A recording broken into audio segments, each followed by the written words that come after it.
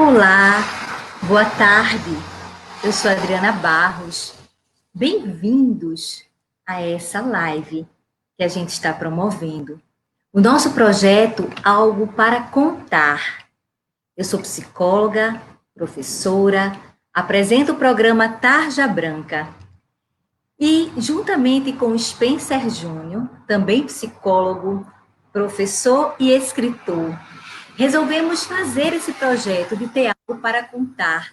Uma vez ao mês, numa tarde de sábado, o livro que a gente escolheu para esse início de projeto foi A Coragem de Ser Imperfeito.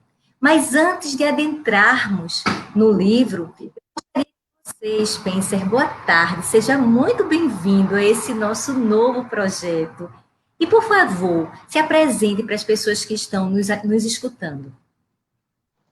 Bom, boa tarde a todos. Adriano, eu considero o projeto bem ousado, você tentar fazer um alinhamento da psicologia com a literatura, visto que na própria formação curricular dos alunos ou candidatos à psicologia, você não tem esse tipo de transversalidade na formação acadêmica do futuro psicólogo. E sem um saber da literatura, mesmo que ela seja uma literatura contemporânea ou a literatura dos clássicos, por exemplo, sempre, vamos dizer, mobiliza funções cognitivas, aciona dispositivos interhemisféricos, hemisfério esquerdo com o hemisfério direito, produzindo insights e produzindo uma espécie de inteligência criativa. Não por acaso que os grandes literatas eles conseguiram construir as suas personagens originárias justamente de um acervo, de um repertório vasto de leituras. Então, eu penso que a gente está aqui abrindo um espaço de estimulação para que candidatos à psicologia ou pessoas de interesse geral na psicologia ou qualquer outro tipo de interesse que alguém esteja movido em nos assistir, que possa usufruir dessas conexões. São duas áreas de saberes que interagem e é impossível não encontrar nas boas literaturas uma boa psicologia e é impossível não encontrar numa boa psicologia uma boa literatura. Eu sou professor da Universidade de Pernambuco e vamos aqui debater um livro que nós escolhemos, que ele traz como eixo temático um conceito que me agrada muito, porque é um conceito que eu venho trabalhando há muitos anos, quando eu já tinha lançado um livro e isso antes, 2013, intitulado Razão Imperfeita. Então, eu já venho correndo uma linha de pensamento, questionando a nossa suposta soberania, a nossa arrogância técnico-científica. Lancei outras obras como O Homem Precário, A Potência da Fragilidade Humana, justamente essa investigação.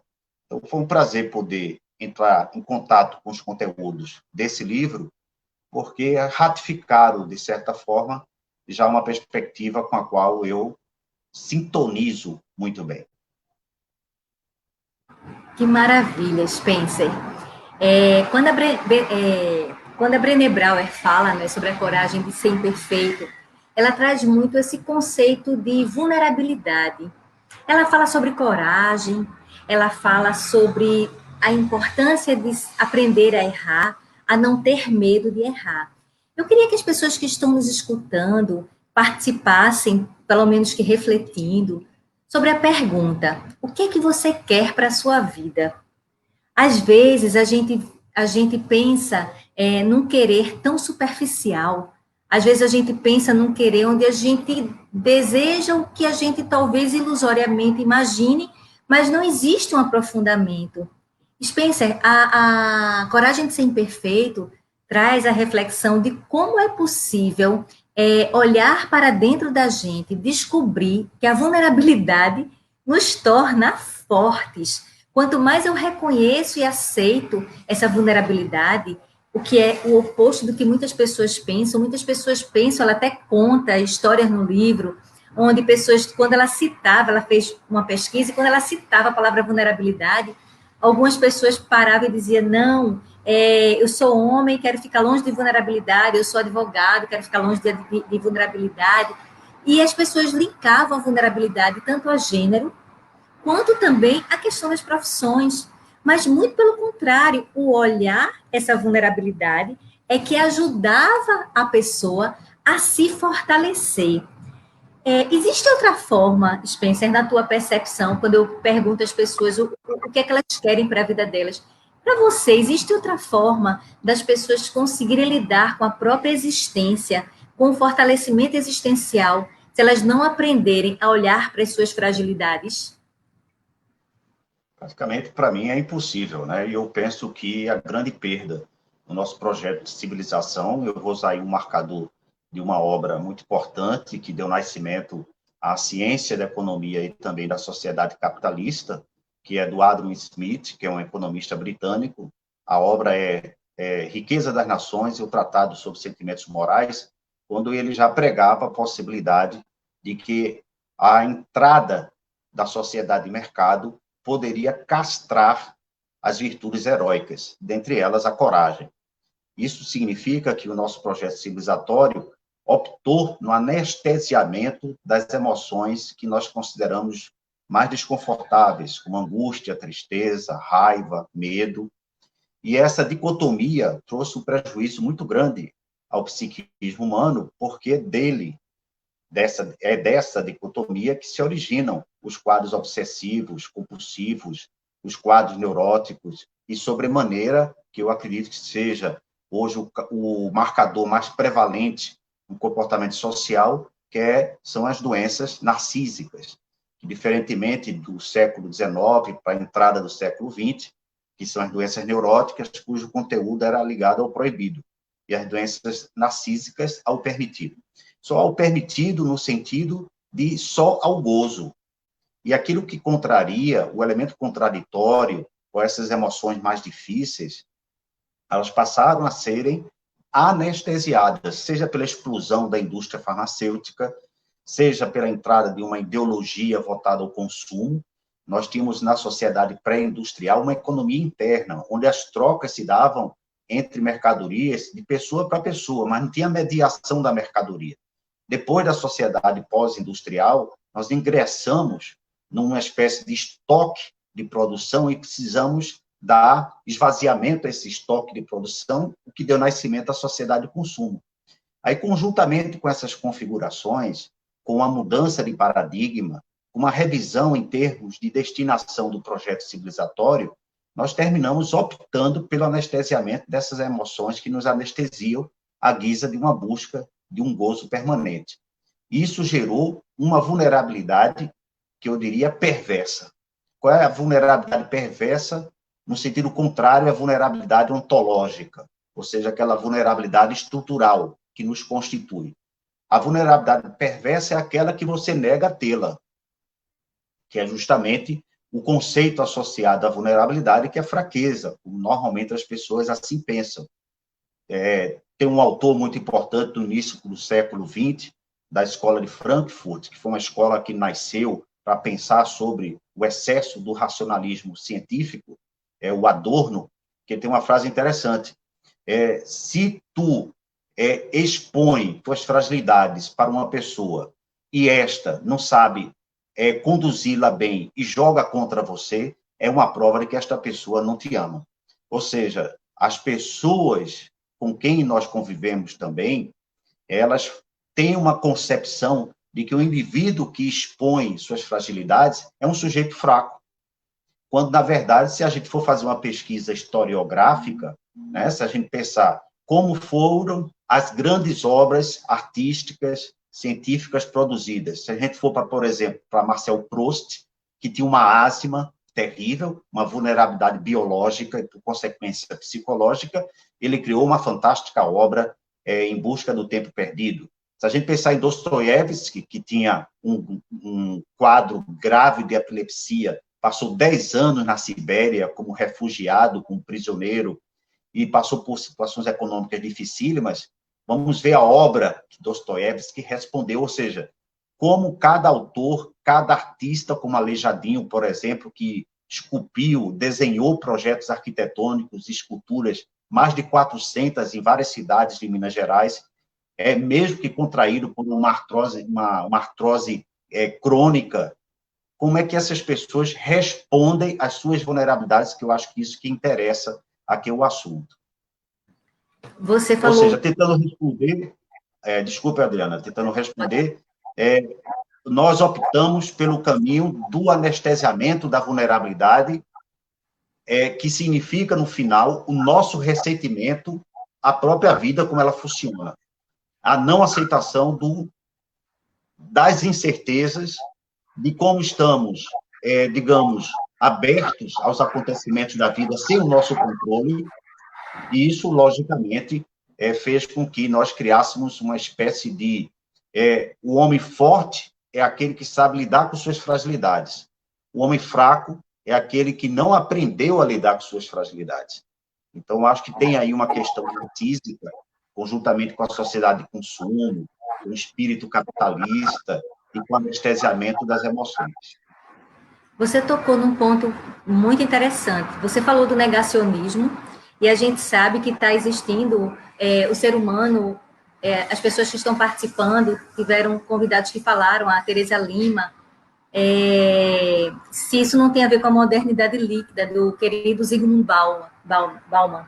E tem sim. Você falou do negacionismo, a gente está numa sociedade de consumo, onde a gente esqueceu muito, se corre muito, não se sabe para onde se vai, mas, na verdade, Spencer, eu percebo que se corre muito para fugir de si mesmo. E você tocou no outro ponto que eu achei fantástico, que a Brené coloca, ela cita muito a questão do narcisismo. Mas o narcisismo, onde as pessoas não estão nem sabendo definir o que é narcisismo, e os profissionais se viram nos 30 para tentar fazer essa definição. E o narcisismo, meio que na concepção do todo, na máxima do ser humano, está naquela ideia de que eu estou sempre olhando para mim.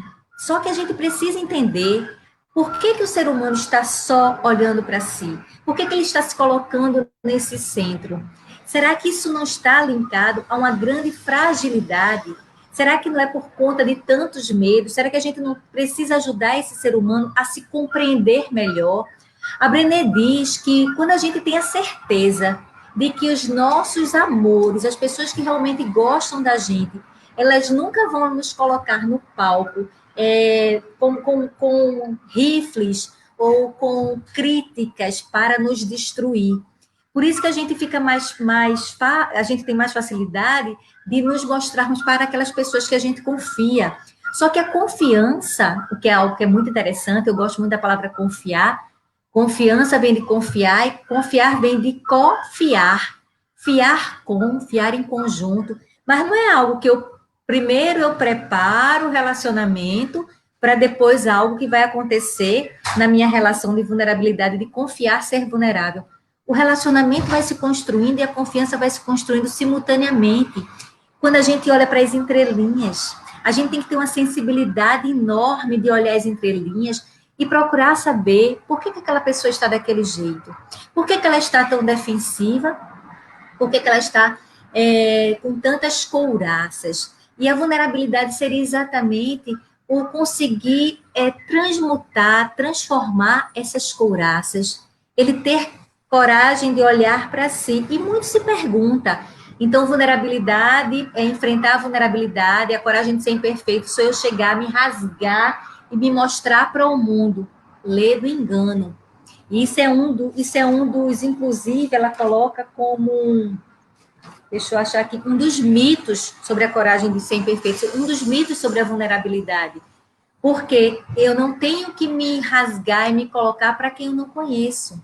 Eu tenho que ir construindo essa construção, mas eu preciso começar a fazer essa desconstrução de couraças para mim mesma e para as pessoas que eu confio. O que é que está acontecendo? O que está acontecendo é que tem muita gente se isolando, inclusive para as pessoas que se confia, inclusive para aquela pessoa que você começou a confiar, você começa a vivenciar essa relação líquida, essa história do aproveitar só o agora, disso que você colocou perfeitamente em relação ao negacionismo, O ser humano nega sua existência, nega seu valor, nega sua capacidade, nega sua vulnerabilidade, quer negar o seu medo, só que não dá para estar na vida dessa forma, porque tem um momento que a vida vai te colocar para definir, a vida vai te colocar para enfrentar um processo de vulnerabilidade, e a gente não tem como fugir disso.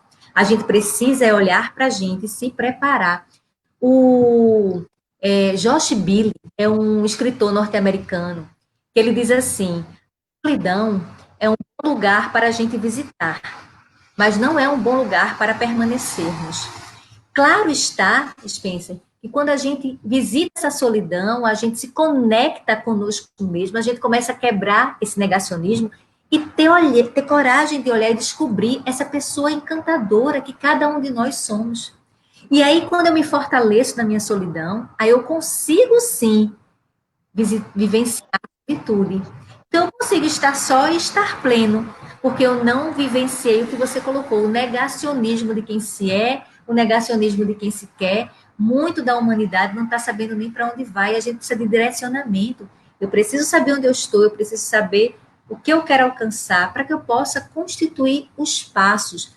O Francisco George diz assim, Spencer: e onde está a garantia que é o ser humano que define estes diversos comportamentos? Quero que você me ajude a dar essa resposta para o Francisco. Eu acredito que a garantia está nesse processo contínuo de autodescoberta.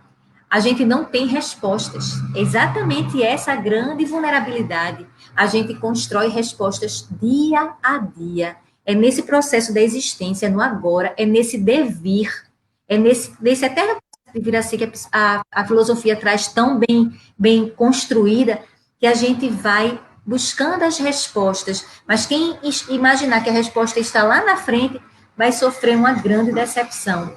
Faz sentido isso, Spencer?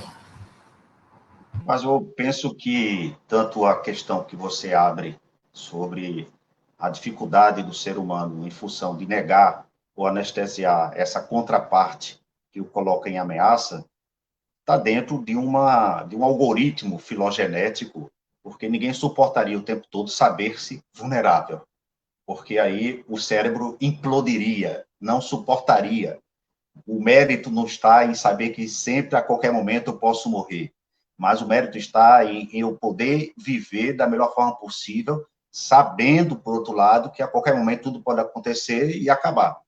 É mais a resposta que eu dou à vulnerabilidade do que a vulnerabilidade. Não temos como aceitar pacificamente a vulnerabilidade. Temos que nos adequar. É mais um dispositivo adaptativo do que de escolha. É uma imposição da vida, mais do que, digamos assim, uma suposição que nós gostaríamos de ter, né? Ou seja, eu quero ser vulnerável ou não quero? Não, você é, né? Já é uma imposição, não uma suposição.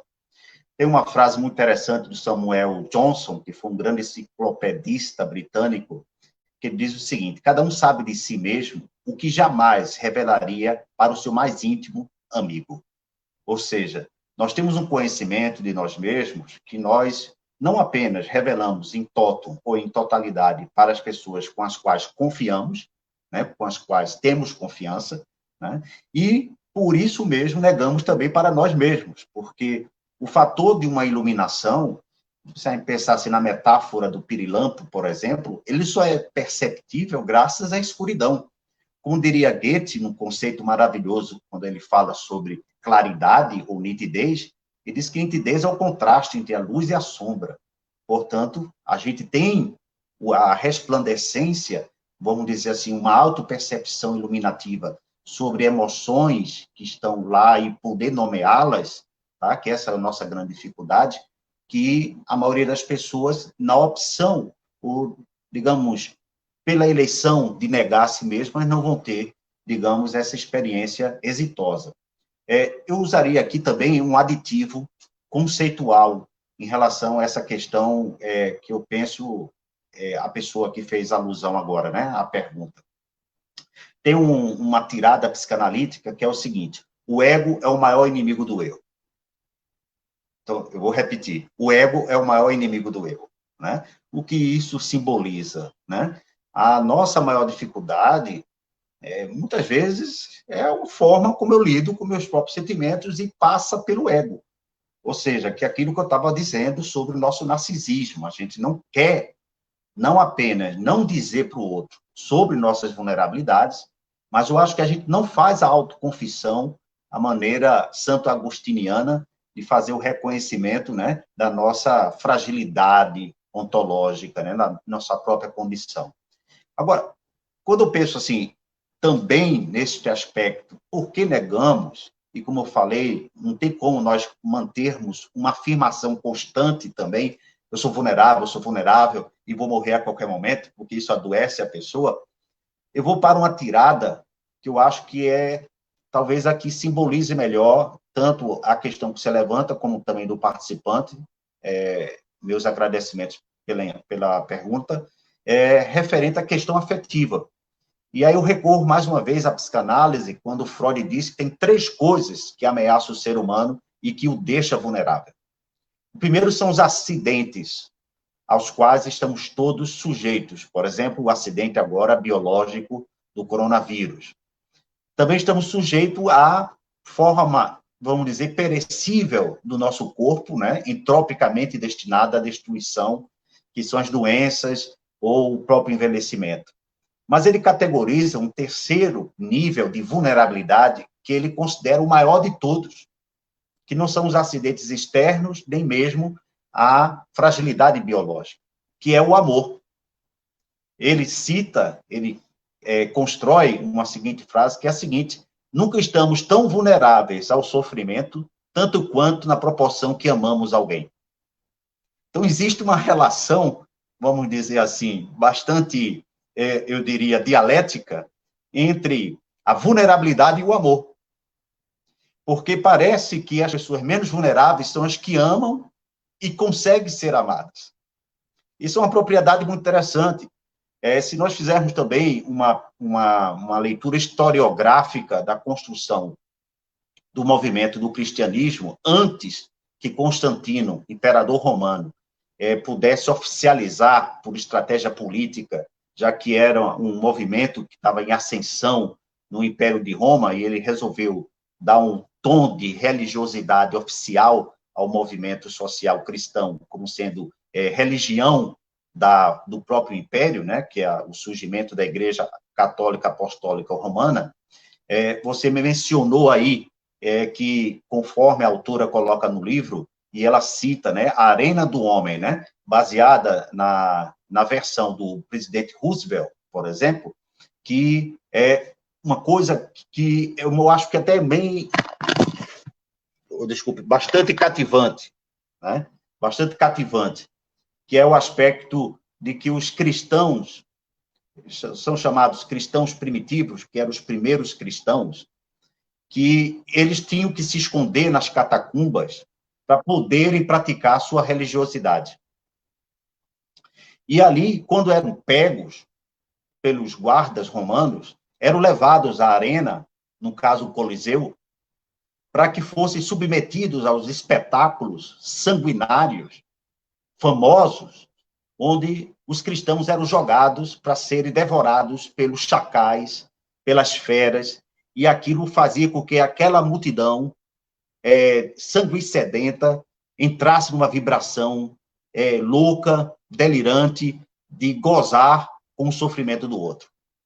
Imaginemos, nos coloquemos no lugar desses cristãos que eram proibidos de praticar sua religiosidade e seu amor por aquilo que eles acreditavam, tinham que se esconder nas catacumbas, eram pegos e flagrados e incriminados para serem, com sentença de morte, devorados em cena pública na arena por feras famintas, sob os aplausos de uma multidão sanguinária se deleitando com a carnificina pública.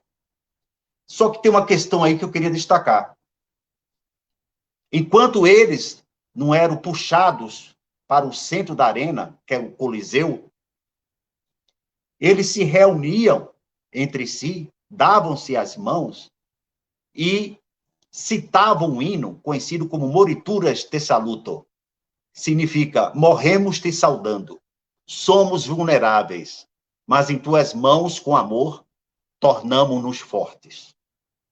Isso é digamos aí, um embasamento historiográfico. Eu não estou aqui poetizando. É um acontecimento estudado. Então, como é que ele se fortaleceu nessa vulnerabilidade? Primeiro, podia praticar a sua religiosidade, seu amor ao seu Criador. Tinham que fazer nas catacumbas. Depois eram jogados nos calabouços para serem devorados em arena pública, pelas feras. Então, eles só viam no amor a forma de proteger-se da vulnerabilidade. Por isso, morituras te saluto, morremos te saudando. Né? Então, é uma questão afetiva.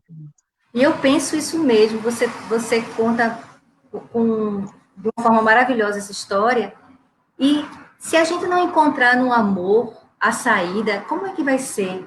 Eu percebo, sabe, Spencer, cada vez mais uma necessidade do ser humano de vivenciar um processo de autoaceitação. A Brené fala muito de coragem. Como ter coragem se eu não aceito que posso errar? Como ter coragem se eu não aceito os meus erros? Como ter coragem se eu fico prisioneira do medo? Ela coloca muito a ideia de como se a gente estivesse sempre vivendo, a gente sobe no palco da nossa existência, inclusive a história dela começa assim, não é? A Coragem de Ser Imperfeito virou um best-seller a partir de um TED que ela foi convidada, e ela teve muito receio desse se expressar, de se colocar nesse palco, não é? E o receio do que as pessoas iriam pensar, dizer, e a fortaleza que o ser humano tem que ter na construção da sua autoconfiança, percebendo que ele pode fazer escolhas. Ele pode escolher um novo relacionamento. Se ele não está bem naquele relacionamento, ele pode terminar aquele relacionamento, e ele pode buscar um novo relacionamento. Ele pode errar, e mesmo assim está tudo bem. Por exemplo, a gente pode passar, alguém pode ter passado essa quarentena e não ter aproveitado ela para estudar, para ler, para fazer algo, e está tudo bem. A gente precisa vivenciar um processo de aceitação. A gente pode estar em um determinado trabalho, passou 20 anos em um trabalho e resolve que não quer mais aquele trabalho, e está tudo bem. É como ela coloca, viver é experimentar riscos. A gente precisa vivenciar esses riscos e essas incertezas, porque a gente não tem a certeza do todo. E isso passa por um processo de autoaceitação muito grande. Inclusive, autoaceitação é uma pré-condição de mudança. Eu só mudo aquilo que eu quero, aquilo que eu antes aceitei. Enquanto não fizer isso, eu não tenho mudança. Mas como vivenciar tudo isso se eu não estiver embasado, se eu não estiver fortalecido na maior estrutura que se dá humana? Inclusive, a nossa estrutura emocional se fortalece no amor. Então, como é que eu vou estar embasado nisso se eu não tenho essa percepção do amor? Muito pelo contrário, muitas vezes eu me sinto fragilizado na crença de desamparo, na crença de abandono, na crença de desvalor, e eu percebo que a gente precisa olhar para essas crenças e descobrir que não tem nenhum problema se eu precisar pedir ajuda. Se eu precisar pedir ajuda, se eu não estiver sabendo por onde começar, o que fazer, como fazer, que eu peça ajuda. Isso é que me torna forte. Você coloca muito bem. As pessoas menos vulneráveis são aquelas que mais aceitam. São aquelas que olham para os seus erros de uma forma mais simples, são aquelas que acreditam que podem fazer escolhas, que acreditam que, na verdade, a gente não está na vida sendo perfeito. E se eu acredito que eu não sou perfeito, pode ser que eu não exija a perfeição do outro, porque, na verdade, o perfeccionismo ela traz como um veneno para tudo isso. No momento em que eu quero acertar 100% e não sou flexível, eu deixo de sonhar, eu deixo de construir. E aí, ela até que tem uma passagem do livro dela que eu gosto muito, quando ela olha para o marido dela e eles estão olhando a filhinha brincando na sala, se virando, e ele olha para o marido e diz: poxa vida, é tão bom amá-la da forma que ela se expondo desse jeito, eu não teria coragem de fazer tudo isso que ela faz, como é bom amá-la desse jeito. O marido da Brené vira para ela e diz: pois é exatamente assim que eu te amo. E ela diz que se depara com um certo susto, porque ela pensou: meu Deus, eu pensei que ele pudesse me amar apesar disso, mas ele me ama por isso. Ele me ama por ser vulnerável, ele me ama pela minha capacidade da vulnerabilidade, e eu que pensava que ele podia me amar apesar da minha vulnerabilidade. Lê do engano. Ele traz essa fala que você trouxe tão bem colocada, ele traz o amor pela vulnerabilidade que ela tem. Então, quando a gente se dá conta, a gente se depara com pessoas que são vulneráveis, a gente tem vontade de saber mais dessa história. Eu não sei se você pensa assim, mas, quer dizer, pensa porque você acabou de trazer essa colocação, mas se não for o amor que vai modificar as coisas, o que mais mudaria? Eu queria fazer um convite a você, para você e as pessoas que estão nos acompanhando, para agora escutar uma linda música do Sérgio Ferraz, uma música que tem só um minuto para a gente tomar uma aguinha e retomarmos o nosso debate.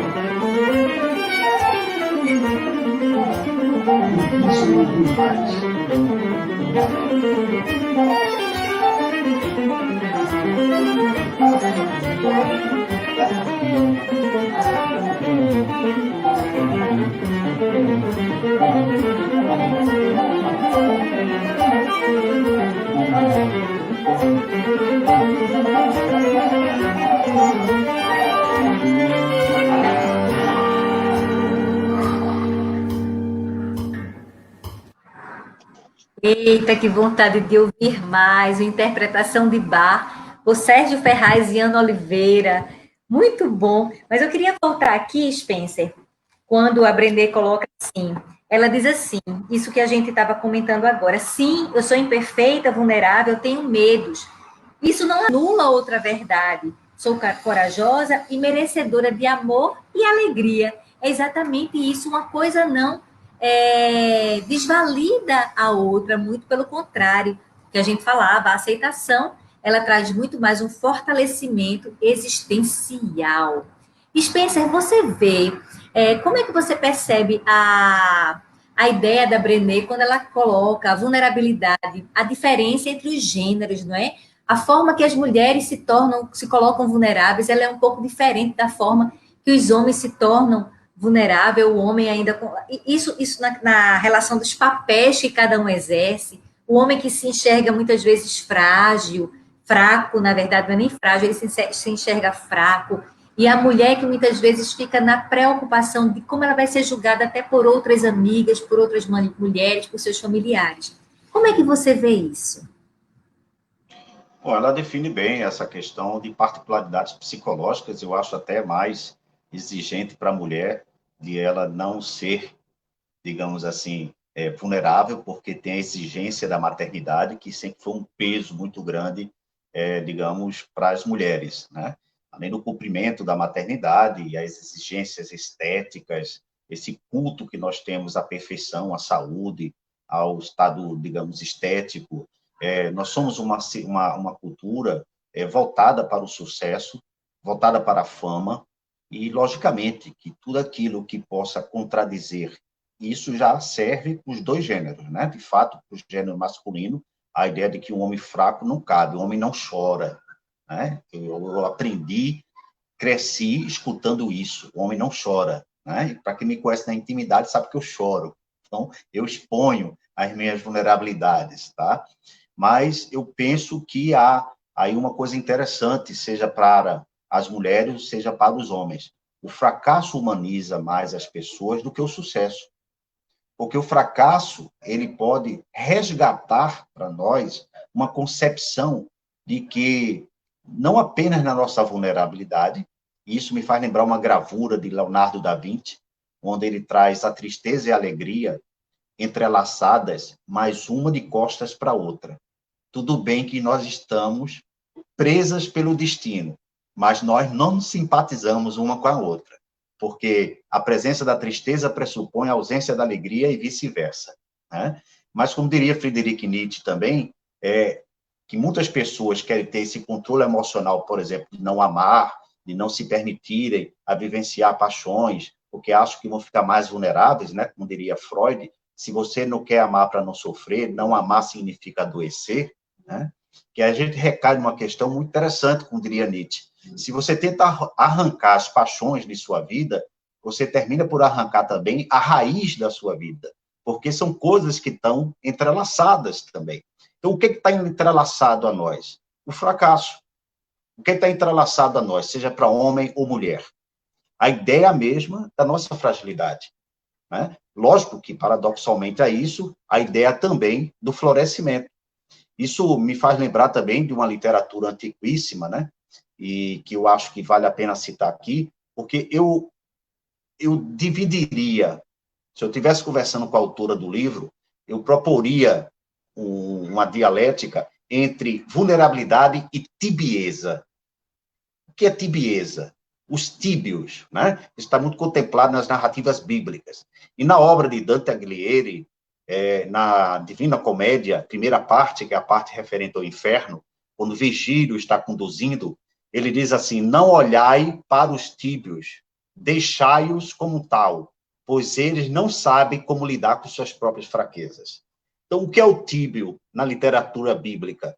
É a pessoa apática, é a pessoa sem entusiasmo, né? A palavra entusiasmo vem do grego espírito de Deus, ou espírito divino, ou daimon, que é o meu gênio, digamos assim, a minha voz interior, a minha consciência íntima, mas implica dizer justamente isso, que as pessoas, neste caso, quando elas passam a ter um comportamento, um temperamento muito morno, né? A literatura bíblica condena os mornos, pessoas que não reagem a nada, né? Aquelas pessoas tíbias estão no inferno.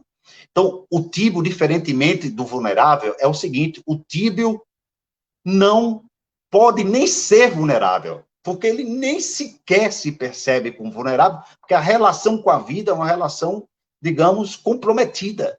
Ele nem reage à tristeza, nem reage à alegria. E triste para quem não pode ser triste, e feliz para quem pode ter alegria. Mas as duas coisas significam o quê? Sensibilidade. Eu só posso experimentar a vida se eu estou pronto para a tristeza ou para a alegria. Porque, no fundo, o que me espiritualiza é a minha sensibilidade, é a minha capacidade captativa. Tem uma imagem platônica em um banquete, né? O banquete da República de Platão, muito interessante, que faz uma figuração a uma vela que perdeu a sua chama e ela endurece. Quando ela endurece, ela não consegue captar elementos do seu entorno. Mas enquanto ela está na fase de derretimento, seja uma poeira, seja alguma coisa que passa ali próximo da vela, ela captura. Ele faz essa imagem para dizer que a sensibilidade humana é, na verdade, aquilo que dá vida ao ser humano. E, lógico, como sensibilidade, você está susceptível. É como eu costumo brincar, né? Se você tem a consciência eclesiástica que você é pó, ou seja, que eu sou vulnerável, que você tenha também a escolha de ser um pó que brilha ou um pó que suja, né? Então, o seguinte termos é: Bom, eu sei que sou pó, sei que sou vulnerável. A questão é, o que é que eu vou fazer com isso? Né? Então, eu quero ser o pó que brilha ou quero ser o pó que suja? Entendeu? Essa que eu acho que é uma questão que não é só de gêneros, é da própria condição humana. Né? Perfeito, Spencer. E interessante que essa escolha está nas nossas mãos. Né? Tem uma frase do Rubem Alves que eu gosto, que diz assim: não haverá borboletas se não passarmos por longas e silenciosas metamorfoses. Olha para isso.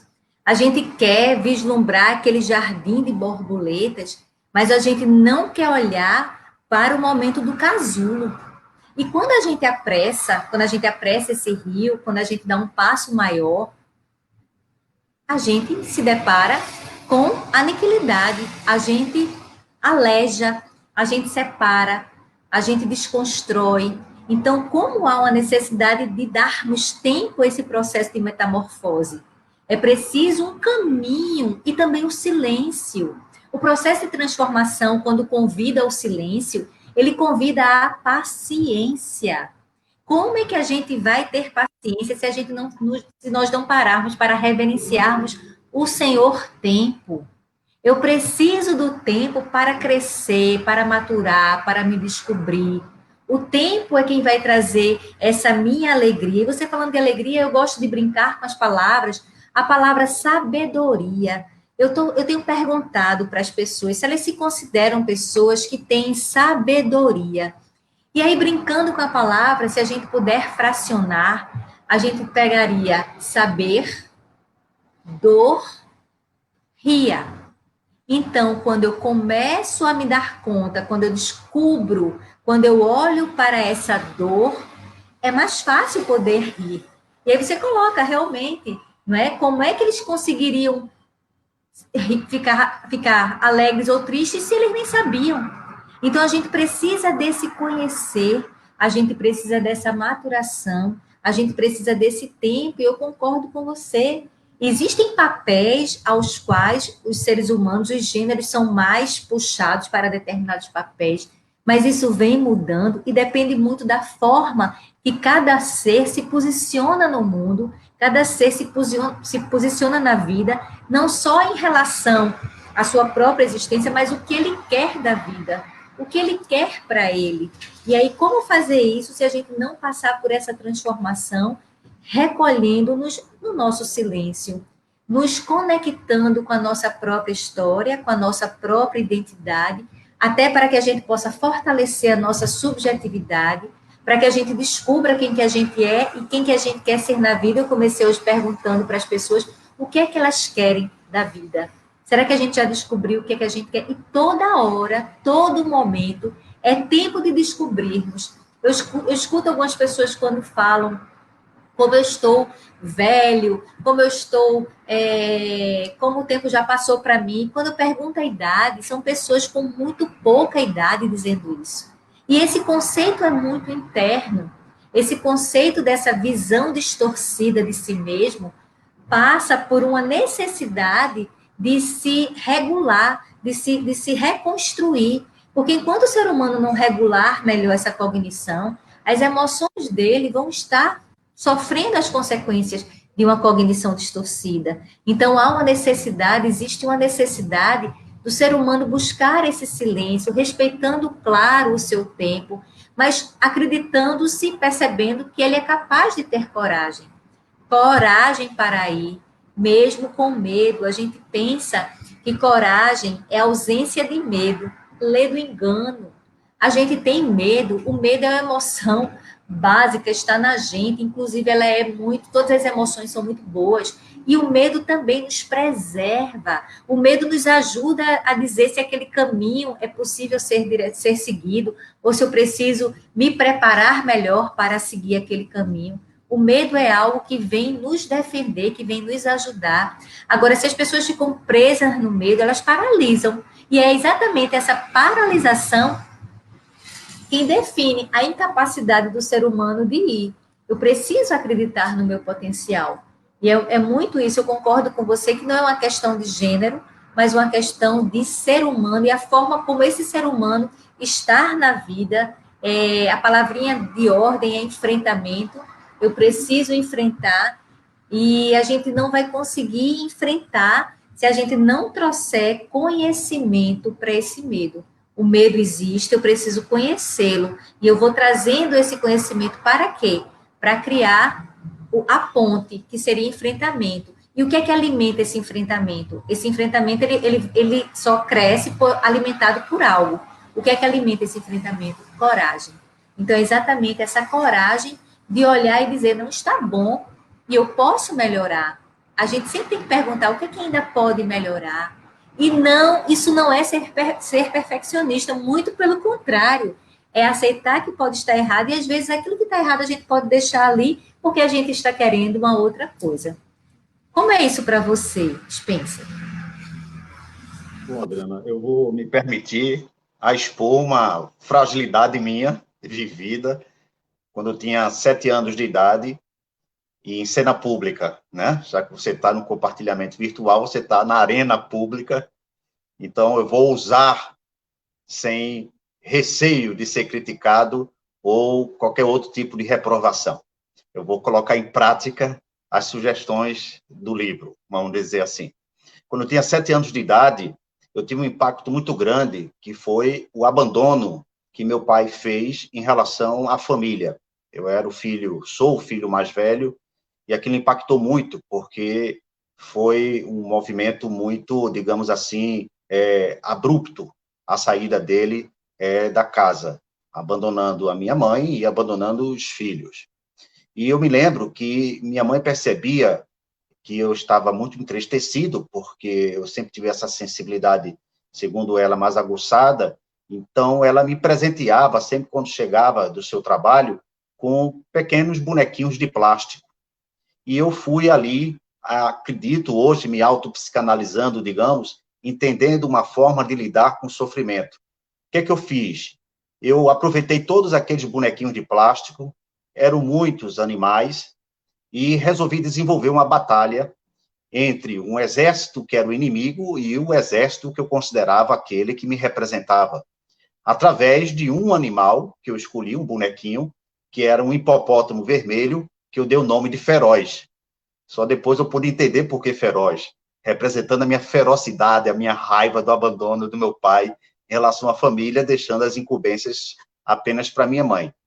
E nessa forma de lidar com esse sofrimento, existiam inúmeras batalhas que eu realizava entre o exército inimigo e aquele que eu defendia. E, lógico, manipuladamente, eu sempre fazia com que o meu exército vencesse.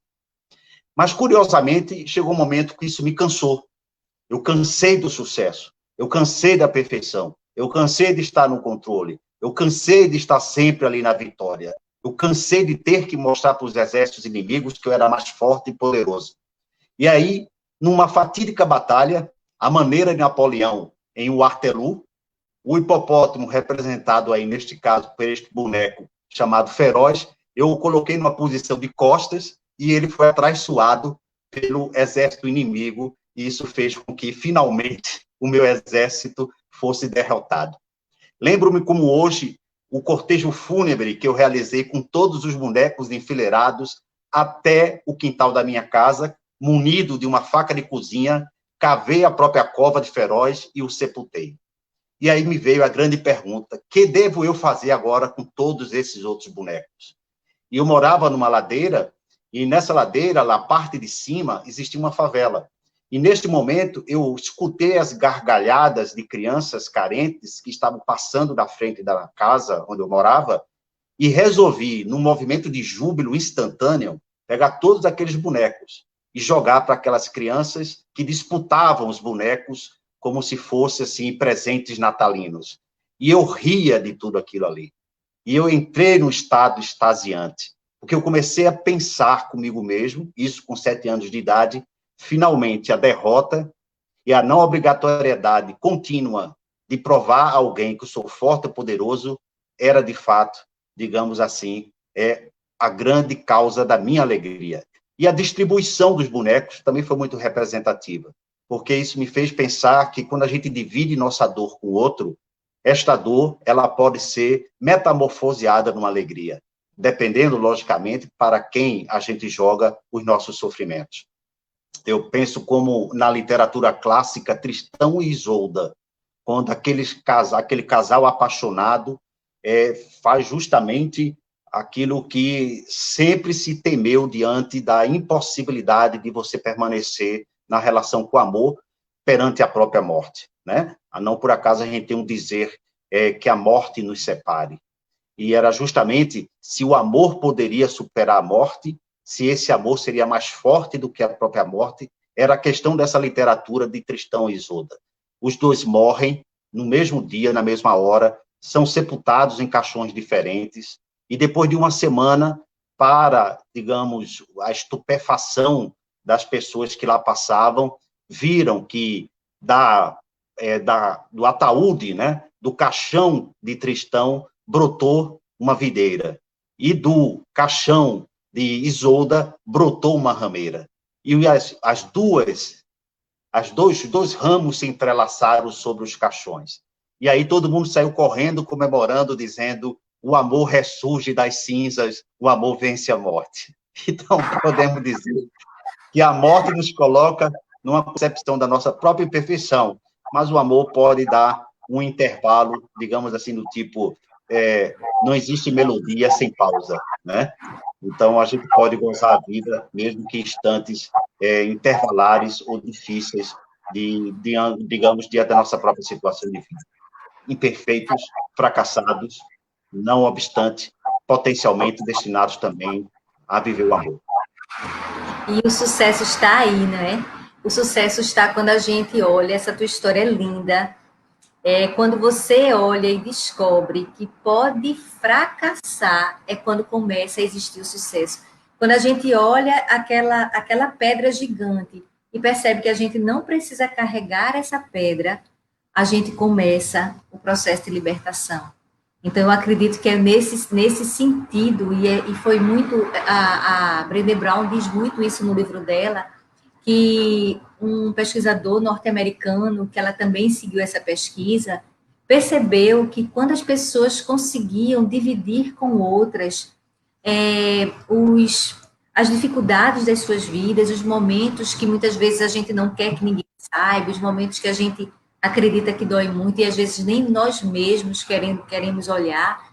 Quando a gente consegue dividir isso, tudo se torna mais leve, que é o papel do profissional da psicoterapia, escutar essa história do outro, ter essa escuta, estar com o outro, compartilhar. Nós que somos psicólogos sabemos que é um grande privilégio quando alguém nos convida para fazer parte dele, reconstruir aquela história dele. Nós, como essa testemunha, e essas pessoas que irão fazer as intervenções, é, na verdade, um grande privilégio, e um privilégio gigante, poder escutar essa tua história aqui, e perceber de onde é que surge o sucesso, perceber a grandiosidade da vida. Você nos ensina e nos traz a ideia de como a fragilidade, olhar para ela, ter coragem, enterrar o que há de veroz, sabe? Enterrar porque foi trabalhado, fazer todo o ritual daquele movimento. E várias vezes, Adriana. Nos limitar daquilo. Eu passei a morar nessa casa durante 7 anos depois, e era muito grande a tentação de desenterrar feroz, né? Mas eu colocava para mim a ideia, né? Uma vez morto aquilo que não mais nos interessa, não temos por que desenterrar. Tem muitos Lázaros que não vale a pena ressuscitar. Então, essa era uma situação muito típica disso. Foi uma luta do não ressuscitar. Muito bacana. Eu passava por perto do túmulo e ficava agoniado. Tiro ou não tiro? São os apegos aos fracassos também, né? A ideia do que nós passamos, entendeu?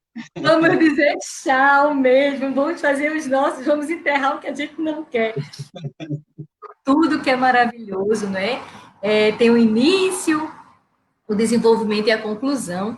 A gente está perto de concluir. Eu gostaria que você fizesse, a gente tem aí uns 5 minutos, que você fizesse as suas considerações finais sobre esse nosso segundo encontro, né? O primeiro foi o Cavaleiro Preso na Armadura e surgiu esse projeto de é algo para contar. A gente percebeu que a gente tem muita coisa boa e bacana para contar e compartilhar. Queria que você fizesse as suas considerações finais. Muito bem, para mim foi um prazer muito grande, Adriana. Como disse, eu acho que é um espaço que a gente deve continuar investindo, porque ele perspectiva esse alinhamento entre literatura e psicologia. Eu acho isso um espaço, de fato, muito raro na formação acadêmica dos alunos, e sobre o conteúdo, que eu acho que a gente precisa revisitar justamente. A literatura clássica, ela explora muito esse conceito de imperfeição. Ao contrário da literatura de autoajuda contemporânea, que explora o conceito de autoestima superestimada, digamos assim, de um conceito de uma pessoa que tem que ser extraordinária. A literatura clássica rompe com essa obrigatoriedade de você ter que ser extraordinário, e é muito bom você não ter a obrigação nem sequer de ser feliz, porque já é uma forma de ser feliz. Eu quero terminar aqui, que quando você estava falando, me veio essa lenda indígena muito curiosa, que é o seguinte: conta que na Amazônia existe um pássaro chamado uirapuru. É um pássaro de um canto tão fino e sensível que se deriva justamente esse canto fino e sensível da sua altíssima fragilidade física. E conta a lenda indígena que quando esse pássaro alçava voo ao entardecer e pairava, vamos dizer assim, num galho de uma árvore altaneira, ele começava a emitir seus sons finos e sensíveis. Toda a floresta amazônica se debruçava, todos os animais se silenciavam, todos os outros pássaros, por mais robustos e maiores e poderosos, também silenciavam em respeito a quê? A fragilidade da natureza representada naquele passarinho, que, não obstante tão frágil, tinha um cântico mais poderoso e enfeitiçador, o Irapuru. Fantástico. Spencer, eu quero agradecer esse nosso projeto, quero agradecer a nossa coragem de sermos imperfeitos, né? A coragem da gente estar aqui arriscando em uma plataforma nova, colocando toda a nossa ousadia de nos permitirmos trazer essas informações, esses conteúdos para as pessoas que estão nos seguindo. Quero dizer para as pessoas que a gente vai, daqui a um mês, voltar com uma novidade, um novo livro, para que a gente possa fazer esses debates. Agradecer muito todas as pessoas que permitiram que a gente entrasse na casa delas e agradecer também a você, agradecer as pessoas que estão por trás desse projeto e que a gente possa seguir aí com coragem, acreditando na nossa capacidade de sermos imperfeitos. E agradecer também a Brené Brown, né, que sem ela a gente não teria tido essa oportunidade. E tem aí, antes de terminar, uma surpresa para você, né, já que você trouxe de uma forma tão linda o Irapuru, tem aí uma surpresa. Vamos lá.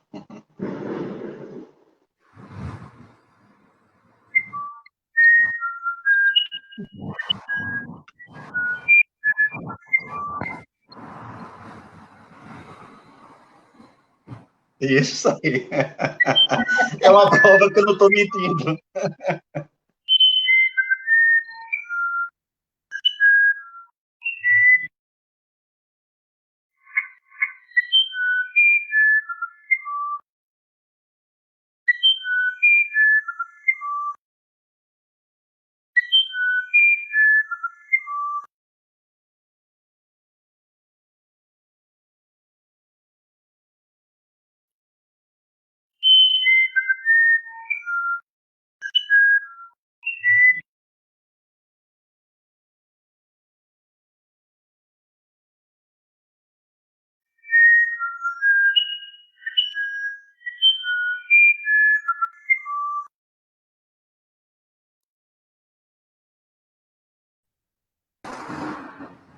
Maravilhoso. É uma prova que existe o passarinho, né? Tá lá, toda a descrição. Olha, esse é um passarinho que dá show em muitos gaviões, viu? Não importa o tamanho, mas o que você faz, entendeu? Spencer, um beijo grande. Até o próximo encontro, a nossa próxima live. É um prazer grande estar sempre com você. Um beijo para todo mundo. Até mais. Tchau.